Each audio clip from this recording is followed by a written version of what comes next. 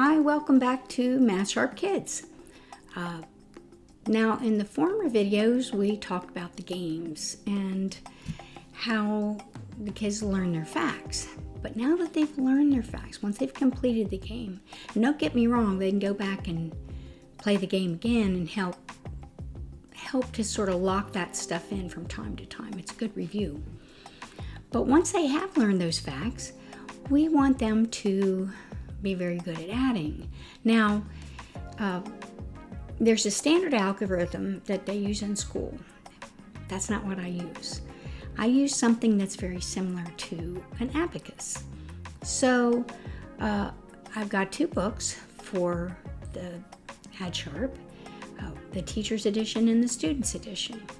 So first off, I blew up one of the pages so you can see a little better. And this is from the teacher's edition. Now, what I want you to see is that with this, I show you not just the answer, so here's your answer, but the slashes, where they go, and then I've got a checking method as well, which we'll get to later. But let's start off with this particular problem. I start from the bottom and go up. Now, the standard algorithm starts from the top and goes down. Sometimes when you carry numbers over, there's not enough room. So it's also important that they learn it this way. So when they get to the multiplication, which is also a different type of algorithm, they have room to add within that algorithm. So that being said, let's go on and see how this works. All right, I've got 6 plus 4, which is 10. Now already you have a double-digit answer. And then you would go 10 plus 6 is 16, and then 16 plus 7. You can see how this goes. Their adding is increasingly larger. And with a single column, that doesn't seem very daunting. But what if it was a 4-column number? They've got a lot of little written problems on the side in order to solve it. But with this method, which I call slash addition, for lack of a better term, every time they get a 2-digit answer, they're going to draw a line through the number. And it's the number that they've added to. Now, 6 plus 4 is 10. So that 10 place, that 1, is the slash that we draw through the 4. Then we're going to take the 0 and add it to 6. Well, it's still 6. So then we're going to say 6 plus 7 is 13.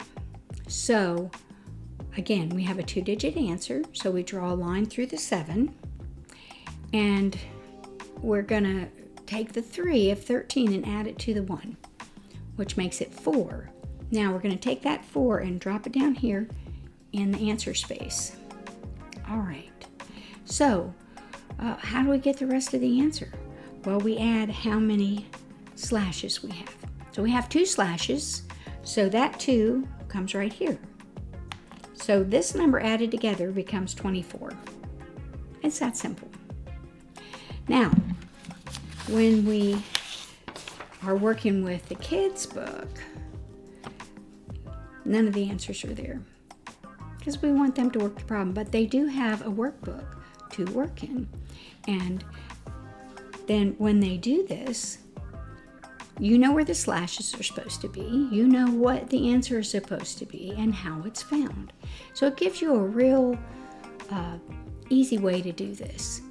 Now with the students, we go on beyond the single column, and we go all the way to 4 columns, and then we even have word problems. So I hope you enjoy. And I have drills, lots of drills. And I think this is going to reinforce. So that's what we have with the books. And thanks for watching.